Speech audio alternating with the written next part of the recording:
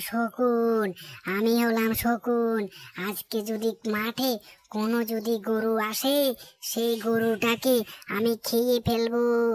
ও, অনেক দিন পর মাংস খেতে পারি নাই।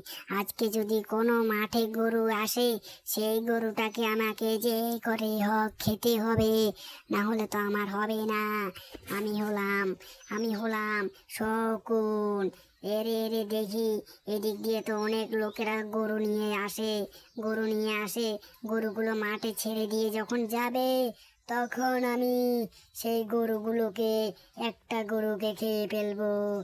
আমি হলাম শকুন। মাংস খেয়েছি দেন, অনেক দিন হয়েছে, মাংস খেতে তো পারি না।